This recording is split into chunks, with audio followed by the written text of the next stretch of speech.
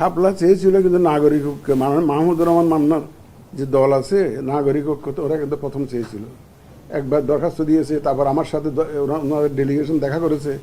তখন আপনারা কোনো কিছু আলোচনা করেন, আলোচনায় তো আনেনি নাই যে শাপলা নিয়ে যে নাগরিক ঐক্য, এখন এত করে আলোচনা করতেছে না, আমি বুঝলাম না। বাংলাদেশে সবসময় যেন অস্থিতিশীল পরিস্থিতি থাকে এবং সরকার ব্যবস্থায় স্থিতিশীলতা না আসে এবং কখনো বাই মেজরিটি কোনো পার্টি ইলেকশন না, সরকার গঠন না করতে পারে, তাতে কাদের লাভ?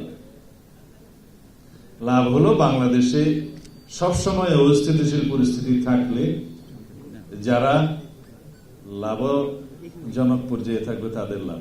তার মানে আমাদের পার্শ্ববর্তী কিছু দেশ আছে যারা বাংলাদেশের স্থিতিশীলতা চায় না।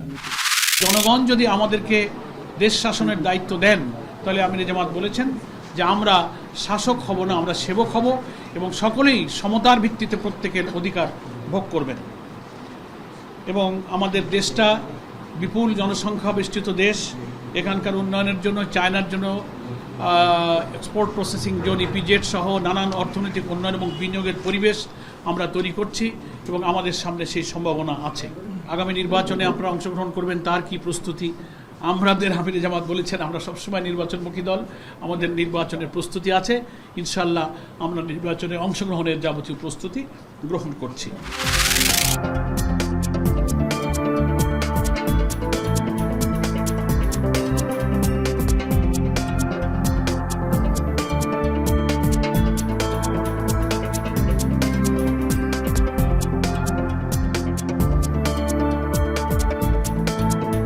পূজাকে কেন্দ্র করে যদি কোনো স্বার্থান্বেষী মহল কোনো ধরনের, কোনো ধরনের যদি কোনো সিচুয়েশন ক্রিয়েট করার চেষ্টা করে, কোনো দল, কোনো ব্যক্তি, কোনো গোষ্ঠী, যেই দল হোক, যেই ব্যক্তি হোক, যেই গোষ্ঠী হোক, আমাদের দেখার কোনো কারণ বা কোনো সুযোগ নেই।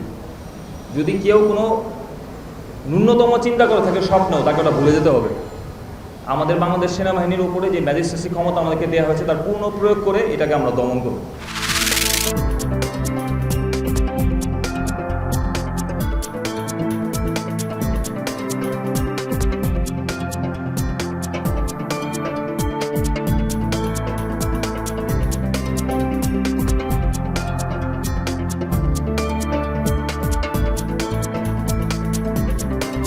পয়লা নভেম্বর থেকে আশা করছি খুলব, সীমিত, যেটা আমাদের 2000 করে প্রতিদিন যাবে।